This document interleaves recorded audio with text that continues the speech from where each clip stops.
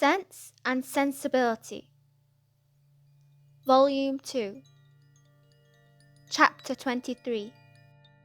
However small Eleanor's general dependence on Lucy's veracity might be, it was impossible for her on serious reflection to suspect it in the present case, where no temptation could be answerable to the folly of inventing a falsehood of such a description. What Lucy asserted to be true, therefore, Eleanor could not, dared no longer doubt, supported as it was too on every side by such probabilities and proofs, and contradicted by nothing but her own wishes.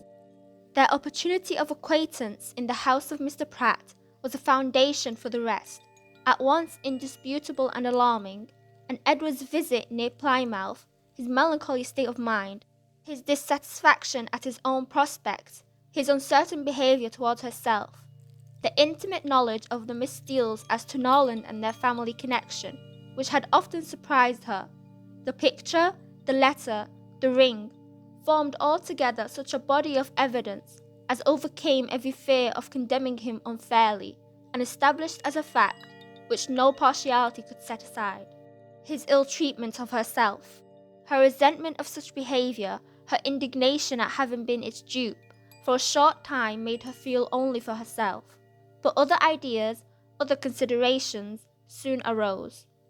Had Edward been intentionally deceiving her? Had he feigned a regard for her which he did not feel? Was he engaged to Lucy, an engagement of the heart?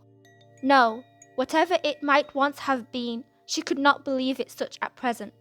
His affection was all her own. She could not be deceived in that. Her mother's sisters, Fanny, all had been conscious of his regard for her at Norland. It was not an illusion of her own vanity. He certainly loved her. What a softener of the heart was this persuasion! How much could it not tempt her to forgive? He had been blamable, highly blamable, in remaining at Norland after he first felt her influence over him to be more than it ought to be. In that he could not be defended. But if he had injured her, how much more had he injured himself? If her case was pitiable, his was hopeless. His imprudence had made her miserable for a while, but it seemed to have deprived him of all chance of ever being otherwise. She might in time regain tranquillity, but he, what had he to look forward to? Could he ever be tolerably happy with Lucy Steele? Could he, were his affection for herself out of the question, with his integrity, his delicacy, and well-informed mind, be satisfied with a wife like her, illiterate, artful, and selfish? The youthful infatuation of 19 would naturally blind him to everything but her beauty and good nature, but the 4 succeeding years which if rationally spent, give such improvement to the understanding, must have opened his eyes to her defects of education, while the same period of time, spent on her side in inferior society on more frivolous pursuits, had perhaps robbed her of that simplicity which might once have given an interesting character to her beauty. If in the supposition of his seeking to marry herself, his difficulties from his mother had seemed great, how much greater were they now likely to be when the object of his engagement was undoubtedly inferior in connections, and probably inferior in fortune to herself. These difficulties, indeed, with a heart so alienated from Lucy, might not press very hard upon his patience, but melancholy was the state of the person by whom the expectation of family opposition and kindness could be felt as a relief. As these considerations occurred to her in painful succession, she wept for him more than for herself. Supported by the conviction of having done nothing to merit her present unhappiness, and consoled by the belief that Edward had done nothing to forfeit her esteem, she thought she could even now, under the first smart of the heavy blow, command herself enough to guard every suspicion of the truth from her mother and sisters. And so well was she able to answer her own expectations, that when she joined them at dinner only 2 hours after she had first suffered the extinction of all her dearest hopes, no one would have supposed from the appearance of the sisters that Eleanor was mourning in secret over obstacles which must divide her forever from the object of her love, and that Marianne was internally dwelling on the perfections of a man, of whose whole heart she felt thoroughly possessed, and whom she expected to see in every carriage which drove near their house. The necessity of concealing from her mother and Marianne what had been entrusted in confidence to her, though it obliged her to unceasing exertion, was no aggravation of Eleanor's distress. On the contrary, it was a relief to her, to be spared the communication of what would give such affliction to them, and to be saved likewise from hearing that condemnation of Edward, which would probably flow from the excess of their partial affection for her, and which was more than she felt equal to support. From their counsel or their conversation, she knew she could receive no assistance. Their tenderness and sorrow must add to her distress, while her self-command would neither receive encouragement from their example nor from their praise. She was stronger alone, and her own good sense so well supported her, that her firmness was as unshaken, her appearance of cheerfulness as invariable, as with regrets so poignant and so fresh, it was possible for them to be. Much as she had suffered from her first conversation with Lucy on the subject, she soon felt an earnest wish of renewing it, and this for more reasons than one. She wanted to hear many particulars of their engagement repeated again. She wanted more clearly to understand what Lucy really felt for Edward, whether there were any sincerity in her declaration of tender regard for him, and she particularly wanted to convince Lucy, by her readiness to enter on the matter again, and her calmness in conversing on it, that she was no otherwise interested in it than as a friend, which she very much feared her involuntary agitation in their morning discourse must have left at least doubtful. That Lucy was disposed to be jealous of her appeared very probable. It was plain that Edward had always spoken highly in her praise, not merely from Lucy's assertion, but from her venturing to trust her on so short a personal acquaintance, with a secret so confessedly and evidently important. And even Sir John's joking intelligence must have had some weight. But indeed, while Eleanor remained so well assured within herself of being really beloved by Edward, it required no other consideration of possibilities to make it natural that Lucy should be jealous, and that she was so. Her very confidence was a proof. What other reason for the disclosure of the affair could there be, but that Eleanor might be informed by it of Lucy's superior claims on Edward, and to be taught to avoid him in future? She had little difficulty in understanding thus much of her rival's intentions, and while she was firmly resolved to act by her as every principle of honour and honesty directed, to combat her own affection for Edward and to see him as little as possible, she could not deny herself the comfort of endeavouring to convince Lucy that her heart was unwounded, and as she could now have nothing more painful to hear on the subject than had already been told, she did not mistrust her own ability of going through a repetition of particulars with composure. But it was not immediately that an opportunity of doing so could be commanded, though Lucy was as well disposed as herself to take advantage of any that occurred, for the weather was not often fine enough to allow of their joining in a walk, where they might most easily separate themselves from the others, and though they met at least every other evening either at the park or cottage, and chiefly at the former, they could not be supposed to meet for the sake of conversation.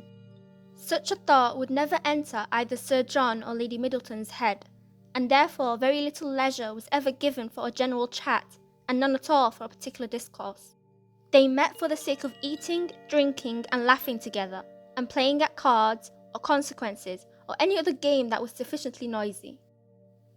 One or two meetings of this kind had taken place, without affording Eleanor any chance of engaging Lucy in private, when Sir John called at the cottage one morning to beg, in the name of charity, that they would all dine with Lady Middleton that day, as he was obliged to attend the club at Exeter, and she would otherwise be quite alone, except her mother and the two Miss Steeles. Eleanor, who foresaw a fairer opening for the point she had in view, in such a party as this was likely to be, more at liberty among themselves under the tranquil and well-bred direction of Lady Middleton than when her husband united them in one noisy purpose, immediately accepted the invitation. Margaret, with her mother's permission, was equally compliant, and Marianne, though always unwilling to join any of their parties, was persuaded by her mother, who could not bear to have her seclude herself from any chance of amusement, to go likewise. The young ladies went, and Lady Middleton was happily preserved from the frightful solitude which had threatened her. The insipidity of the meeting was exactly such as Eleanor had expected. It produced not one novelty of thought or expression, and nothing could be less interesting than the whole of their discourse, both in the dining parlour and drawing room. To the latter, the children accompanied them, and while they remained there, she was too well convinced of the impossibility of engaging Lucy's attention to attempt it. They quitted it only with the removal of the tea things. The card table was then placed, and Eleanor began to wonder at herself for having ever entertained a hope of finding time for conversation at the park. They all rose up in preparation for a round game. "I am glad," said Lady Middleton to Lucy, "you are not going to finish poor little Anne-Marie's basket this evening, for I am sure it must hurt your eyes to work filigree by candlelight. And we will make the dear little love some amends for her disappointment tomorrow, and then I hope she will not much mind it." This hint was enough. Lucy recollected herself instantly and replied, "Indeed, you are very much mistaken, Lady Middleton. I am only waiting to know whether you can make your party without me, or I should have been at my filigree already. I would not disappoint the little angel for all the world, and if you want me at the card table now, I am resolved to finish the basket after supper." "You are very good. I hope it won't hurt your eyes. Will you ring the bell for some working candles? My poor little girl would be sadly disappointed, I know, if the basket was not finished tomorrow, for though I told her it certainly would not, I am sure she depends upon having it done."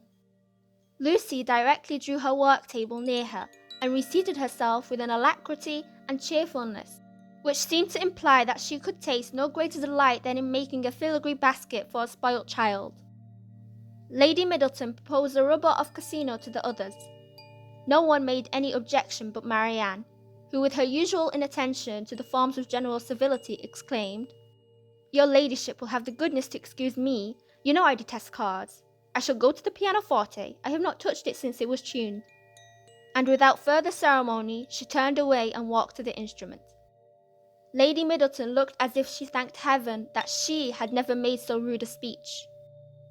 "Marianne can never keep long from that instrument, you know, ma'am," said Eleanor, endeavouring to smooth away the offence. "And I do not much wonder at it, for it is the very best toned pianoforte I have ever heard." The remaining 5 were now to draw their cards. "Perhaps," continued Eleanor, "if I should happen to cut out, I may be of some use to Miss Lucy Steele in rolling her papers for her.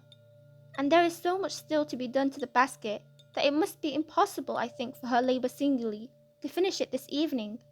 I should like the work exceedingly, if she would allow me a share in it." "Indeed, I shall be very much obliged to you for your help," cried Lucy, "for I find there is more to be done to it than I thought there was, and it would be a shocking thing to disappoint dear Anne-Marie after all." "Oh, that would be terrible indeed," said Miss Steele. "Dear little soul, how I do love her." "You are very kind," said Lady Middleton to Eleanor, "and as you really like the work, perhaps you will be as well pleased not to cut in till another rubber, or will you take your chance now?" Eleanor joyfully profited by the first of these proposals, and thus by a little of that address which Marianne could never condescend to practice, gained her own end and pleased Lady Middleton at the same time. Lucy made room for her with ready attention, and the 2 fair rivals were thus seated side by side at the same table, and, with the utmost harmony, engaged in forwarding the same work.